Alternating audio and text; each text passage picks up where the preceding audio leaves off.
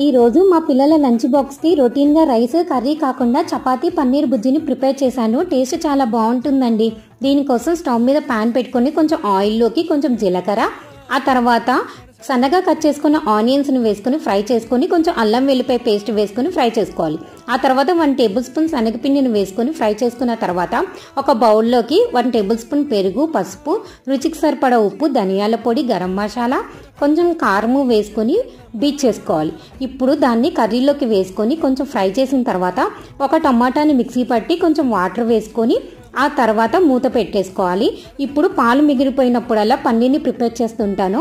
ఆ పన్నీర్ని గ్రేట్ చేసుకొని కర్రీలోకి వేసుకొని ఆ తర్వాత కొంచెం కసూరి మేతి, 2-3 పచ్చిమిర్చి చీలికల్ని వేసుకొని మూత పెట్టుకొని మగ్గించుకోవాలి. ఆ తర్వాత పాలపైన మీగడ్ని వేసుకుంటే కర్రీ రెడీ అయిపోతుంది. ఆ తర్వాత కొంచెం ఆయిల్ వేసుకొని చపాతీని ఫ్రై చేసేసి లంచ్ బాక్స్ని ప్యాక్ చేశాను.